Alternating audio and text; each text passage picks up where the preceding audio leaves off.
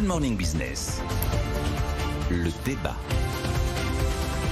Mais oui, Nicolas Dos, Emmanuel Macron doit s'exprimer sur le sujet. Dans les prochains jours, on pourrait partir à la retraite plus tard, à 64 ans notamment. Ce sera dans toutes les têtes. Est-ce que c'est le bon timing ? En tout cas, les syndicats, eux, ils ont répondu à la question. C'est pas le bon timing. Pour le MEDEF, en tout cas, qui fait quand même partie de ceux qui s'y opposent de manière un peu inattendue, c'est surtout pas le moment. Ça va tout faire péter à la rentrée et du coup, la reprise sera tuée dans l'œuf à cause d'une explosion sociale.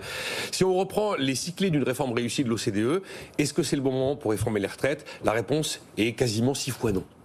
La première clé, c'est il faut avoir un mandat pour réformer et avoir dit ce qu'on allait faire avant d'être élu.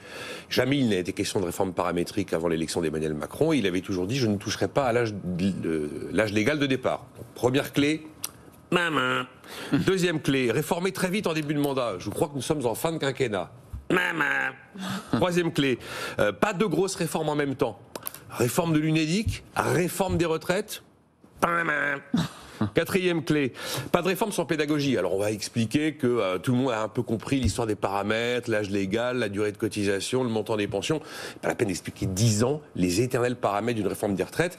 Mais là, on peut considérer quand même que ça arrive un petit peu comme un cheveu sur la soupe. C'était absolument pas prévu, c'était pas programmé, et tout d'un coup ressort cette réforme des retraites qui va être vaguement évoquée probablement demain par Emmanuel Macron devant les partenaires sociaux. Avant, probablement, vous le disiez, le 14 juillet, on devrait avoir des décisions. Donc on peut considérer que pas de réforme sans pédagogie. Ensuite, pas de réforme sans courage politique, cohésion gouvernementale. Bon, là, effectivement, cohésion gouvernementale. Vous lisez Bruno Le Maire dans les colonnes du Parisien samedi. Il faut une réforme, c'est nécessaire. Si on veut garder notre système de protection sociale, si on veut garder notre État-providence à la française, on doit absolument bouger et donc collectivement travailler davantage. Bruno Le Maire, il pense que ça serait pas une bonne idée de le faire en début du prochain quinquennat parce que ça va de nouveau polluer un quinquennat où il y a d'autres priorités sans doute que la réforme des retraites. Donc il pousse Macron effectivement à le faire maintenant. Oui, mais dans ces cas-là, la seule solution, si on veut faire ça sans avoir des remous, c'est de ne rien faire en laissant faire la loi actuelle qui est actuellement en train d'être appliquée, la réforme Touraine qui prévoit d'aller à 43 ans de cotisation en 2035. On réforme sans que ça se voit, on sait faire, c'est le mois de juillet et le mois d'août, et paisiblement on change l'agenda, c'est pas 2035, c'est 2027. Ouais. Mais on reste à 62 ans. La réforme qui serait dite réforme est visible. Alors plus. Ça rapporte moins de faire ça, vous le savez. Bien sûr, ça rapporte beaucoup moins. Si on veut une réforme en plus qui soit visible hors de nos frontières, il faut annoncer un gros truc avec du 62-64 ans. Bon, mais là on peut considérer que la cohésion gouvernementale, on va mettre un petit V vert. Ding ding. Et puis ensuite, les droits acquis et les perdants doivent être indemnisés quoi qu'il arrive. C'est la 6e clé de la réforme réussie de l'OCDE. Il est évident que si on décide de faire travailler plus collectivement les gens, ils vont tous considérer ça comme un effort supplémentaire. Ils vont tous. Mais il y aura sans doute plus de dérogations, notamment pour les carrières longues et des choses comme ça. Alors, c'est là où on peut considérer qu'on va peut-être faire un ding-ding, parce qu'on peut effectivement, comme le dit François Asselin, avec les carrières longues, avec les petites retraites, avec la pénibilité, on peut installer quand même dans le storytelling de la réforme des retraites des éléments qui peuvent déminer le terrain et permettre peut-être d'avancer. Bon, bref, voilà, sur les cyclés, on va considérer qu'il n'y en a que 2 qui sont en petit V vert, et vous en avez 4 qui sont en croix rouge. Jean-Marc Daniel, c'est pas le moment ? Écoutez, je pense que c'est pas le moment parce que c'est trop tard. Bon, il aurait fallu faire ça beaucoup plus tôt. Et vous savez, notre président de la République, j'espère qu'il va pas nous annoncer ça le 8 juillet, puisque le 8 juillet, ce D'abord, sera... c'est mon anniversaire, ça serait comme... C'est votre anniversaire ? Le 8 juillet, tout à fait. Ah, bravo, parce que c'est aussi l'anniversaire de La Fontaine. Nous allons fêter les 400 ans de La Fontaine ce 8 juillet. Donc, bon anniversaire à La Fontaine. Enfin, et La Fontaine faisait des fables, et je crains que le président de la République nous fasse de nouveau une fable. Ah. Et donc, puisque je suis sur le mode La Fontaine, rien ne sert de courir, il faut partir à point. On est parti trop tard. Et je rappelle quand même que le rapport Charpin, qui a été remis en 1999, constatait que sur les réformes des retraites, alors je ne sais pas ce qu'en aurait pensé l'OCDE, mais on avait été systématiquement hésitant et conflictuel. On n'a jamais été capable de dégager une sorte d'accord, de consensus. Et face à ça, au lieu de dire bon, écoutez, on n'y peut rien, on va passer un peu en force, mais une fois que ce sera fait, ce sera fait. Et on est resté dans une phase d'hésitation assez systématique. Et donc c'est Rocard disant en 91, il y a de quoi faire exploser plusieurs gouvernements. Bon. Donc je pense que on est dans une phase où il faut accepter l'idée que je ne sais pas encore une fois ce que dirait l'OCDE, si on n'arrive pas à éviter le conflit, au moins qu'on évite l'hésitation.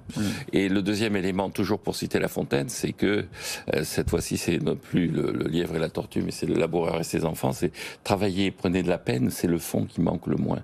Je pense que ce dont a besoin le pays, c'est de travail. Et donc, je pense qu'il faut associer la réforme des retraites non pas à un discours sur un équilibre financier qui est systématiquement contesté, recontesté, mais sur cette idée qui commence d'ailleurs à apparaître dans le discours politique que le pays ne travaille pas assez, que le pays doit se mobiliser et que le pays, s'il veut rester crédible vis-à-vis de ses partenaires européens qui n'arrêtent pas de le critiquer, il y a eu encore une sortie du ministre des Finances autrichien assez virulente qui s'accompagne avec les propos qui sont tenus dans le cadre de la campagne électorale en Allemagne sur le fait que l'Europe ne peut pas continuer comme ça avec une attitude aussi désinvolte de la part des Français. Je pense qu'il faut effectivement faire un symbole assez fort. Je compléterai, quitte à être définitivement punitif, dans le fait que toutes les mesures qui sont annoncées sont des mesures qui concernent les gens qui vont partir à la retraite, mais pas les gens qui sont à la retraite. Et si on demande aux actifs ou aux gens qui sont en activité un effort, je pense qu'il faudra demander ça aux retraités. C'est ce que je dis depuis un an pratiquement. On sait que vous voulez augmenter la CSG. Voilà, je pense qu'il faut augmenter la CSG sur les retraités. Mais c'est vrai qu'on a du retard parce que Jean-Marc cite Michel Rocard, le rapport Charpin.